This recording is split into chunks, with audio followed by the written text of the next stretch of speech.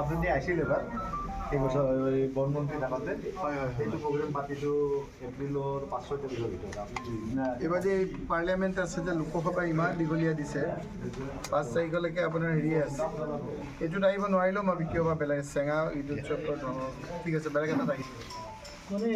কিবা আছে নেকি বহুত দূৰ যাবলগীয়া আছে।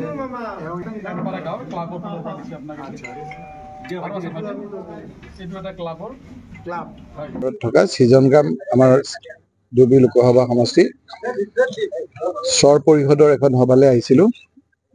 সেই সভাখনত মুখ্যমন্ত্ৰী ডাঙৰীয়াই সভাখন কৰিবলৈ অনুমতি নিদিলে, কিন্তু তাৰ স্থানীয় ৰাইজে লোকৰ আমাৰ কংগ্ৰেছৰ মানুহৰ মাটিত ডাঙৰ এখন সভা পাতিলে। স্বৰ অঞ্চলৰ বহু লোক তালৈ আহিলে, লগত আমি একেলগে ইফতাৰ কৰিলোঁ। আমাৰ বিধায়কো থাকিলে। মুখ্যমন্ত্ৰী ডাঙৰীয়াই যিকোনো প্ৰকাৰে মোৰ মুভমেণ্টটো ৰেষ্ট্ৰিক্ট কৰিবলৈ বিচাৰিছে, যাতে মানুহৰ ওচৰলৈ যাব নোৱাৰোঁ, তেওঁৰ কথাবিলাক ক'ব নোৱাৰোঁ। ঠিক একেদৰে বিভিন্নজনৰ মুখ বন্ধ কৰিবলৈ খুজিছে।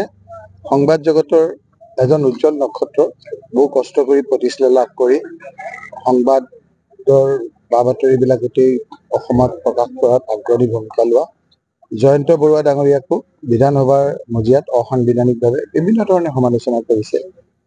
USTMৰ মালিকক অবৈধভাৱে মিছা কেছ দি তেওঁক এৰেষ্ট কৰিছে। আজি আমাৰ এটা ল'ৰা এজন MLAক বোলে কিবা এটা কোৱাৰ কাৰণে ঘৰৰ পৰা চুচুৰাই আনিছে, কিন্তু মোক জীৱনতে নাশ কৰিব খোজা সেই ডকাইত চোৰ ৰেপিষ্ট যিকেইটা আপোনাৰ জেলৰ পৰা ওলাই আহিছে, সেইকেইটা এতিয়াও ঘূৰি ফুৰিছে, তাৰ কোনো আপোনাৰ বিচাৰ নাই। মুখ্যমন্ত্ৰী ডাঙৰীয়াই ভয় খাইছে যে 26ত উজনি অসমত সকলো জাতি জনগোষ্ঠীয়ে তেওঁক যেতিয়া লগ এৰিছে, এতিয়া তেওঁক মিয়াৰ ডকাইত চোৰকেইটাৰ লগা হ'ল। মিয়া ডকাইত চোৰৰ যোগেদি মোকো গতিৰোধ কৰিব বিচাৰিছে। আনকি পোছাকত থকা পুলিচৰ আৰক্ষী বিভাগকো আপোনাৰ টানা আজোৰা কৰি লাঞ্ছনা কৰিছে, অপমানিত কৰিছে। গুজৰি গুমৰি আছে আমাৰ আৰক্ষীৰ যিবিলাক আমাৰ আভিজাত্য থকা, যাৰ সন্মান আছে। মুখ্যমন্ত্ৰী ডাঙৰীয়াই কেৱল আৰক্ষীৰে দ্বাৰাই বৈতৰণি পাৰ হ'বলৈ বিচাৰিছে। গোটেই মানুহৰ এতিয়া বিতৃষ্ণা লগা হৈছে মুখ্যমন্ত্ৰী ডাঙৰীয়াৰ কাৰুকাৰ্যবিলাক, আৰু সেইকাৰণে এতিয়া তেওঁ যি প্ৰতিটো ক্ষেত্ৰতে ভুল কৰা আৰম্ভ কৰিছে, আৰু মানুহৰ চকুত এই কথাবিলাক ধৰা পৰিছে। এই জয়ন্ত বৰুৱা ডাঙৰীয়াক যি ধৰণেৰে তেওঁ সমালোচনা কৰিছে, এই কথাবিলাক মই ভাবোঁ যে সংবাদ জগতৰ সকলো লোকে এই ক্ষেত্ৰত প্ৰতিবাদ কৰা উচিত, কিন্তু যিদৰে কৰিব লাগিছিল মোৰ চকুত পৰা নাই। মই ভাবোঁ যে এইটো এটা জনবিস্ফোৰণ হোৱাৰ প্ৰয়োজন। আমাৰ এতিয়া লোকসভা চলি আছে, ৰমজানো চলি আছে। 5 তাৰিখৰ পিছত আমি গাঁৱে যাম, আমি বিভিন্ন ঠাইত যাম, জনমত গঠন কৰিম। আৰু এনেধৰণৰ বিশেষকৈ জয়ন্ত বৰুৱা ডাঙৰীয়াক যিদৰে সমালোচনা কৰি সকলোৰে মুখ বন্ধ কৰিব খুজিছে, চতুৰ্থ স্তম্ভক যিদৰে তেওঁলোকে কণ্ঠৰোধ কৰিব বিচাৰিছে, তাৰ বিৰুদ্ধে ৰাইজক সজাগ কৰি হাজাৰ হাজাৰ লাখ লাখ মানুহ ৰখি আছে যে কোনদিনা নিৰ্বাচন ঘোষণা হয় বা কোনদিনা হিমন্ত বিশ্ব শৰ্মাৰ বিৰুদ্ধে ৰাজপথত আমি নামিব পাৰোঁ। সেই কথাবিলাক আজি আপোনালোকৰ সকলোৰে মুখে মুখে। সেইকাৰণে আজি অহাৰ পথত মই মোৰ লোকসভা সমষ্টিৰ অন্তৰ্গত জনিয়া সমষ্টিৰ কেইবাঠাইতো, হয়তো চেঙা সমষ্টিৰ কেইবাঠাইতো মই ৰখি মই দলীয় কৰ্মীসকলক লগ ধৰোঁ। সেইখিনিত মোক সংগ দিয়ে আমাৰ বিধায়ক আব্দুল বাটেন খণ্ডকাৰে। আগন্তুক পঞ্চায়ত নিৰ্বাচনত সমস্যাটো হৈছে আপোনালোকৰ কেনেকে জানিলে সমস্যাটো আহিছে? মুখ্যমন্ত্ৰী ডাঙৰীয়াই এনাউন্সে নকৰে দেখোন, ভয়তে কম পাম। ডাঙৰীয়াই কৈ আছে বিহুৰ মাজতে নিৰ্বাচন অনুষ্ঠিত হ'ব। কেতিয়া কৰিব তেওঁ? এইটোতো নিৰ্বাচন কৰিব লাগিছিল কেতিয়া?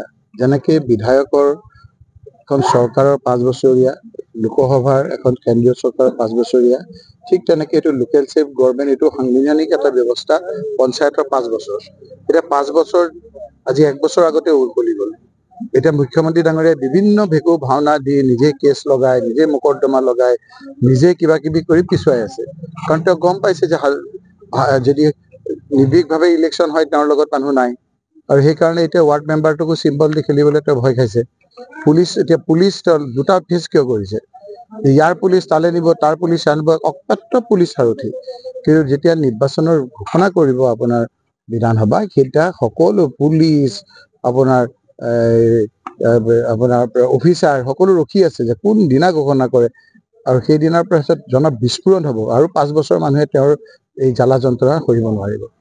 ৰিতম সিঙৰ গ্ৰেপ্তাৰৰ সম্পৰ্কে কি? সেইটোৱে ক'লো। যে বিভিন্ন প্ৰকাৰে গৌৰৱ গগৈৰ সন্মুখৰ পৰা টানি আজৰি লৈ গৈছে কংগ্ৰেছৰ আৰু মোক যিকেইটাই নেতাসকলৰ মাৰিছে আলোচনী হৈছে নেকি মোক বৰ্তমান মোক যিকেইটাই মাৰিছে মোক যিকেইটা আপোনাৰ মাৰি পেলাব বিচাৰিছে যিকেইটা ৰেপিষ্ট যিকেইটা গুণ্ডা যিকেইটা আপোনাৰ জেলৰ পৰা ওলোৱা আসামী সেইকেইটাক আপোনাৰ একো নকৰে কাৰণ সেইকেইটা মুখ্যমন্ত্ৰী ডাঙৰীয়া কথামতে কৰিছে নিশ্চয় নহলে কিয় নকৰিব এনেকে ব্ৰিটিছে আমাক পাৰা নাই আলফাই আমাক পাৰা নাই এই হিমন্ত বিশ্ব শৰ্মাই পাৰিব নেকি এই দুটা দিন আপোনাৰ অকণমান হুলস্থুল কৰি ৰাইজেতো আলফাৰ ভয়তো ঘৰৰ ভিতৰত সোমাই আছিল 91 চনত যেতিয়া ৰায় দিবলৈ হ'ল গোটেইখিনিয়ে দেখোন কংগ্ৰেছকে ৰায় দিলে গতিকে আলফাৰূপী এই ধৰণৰ কথা বতৰাবিলাকত নিশ্চয় সময়লৈ বাট চাই আছে ৰাইজে থেংক ইউ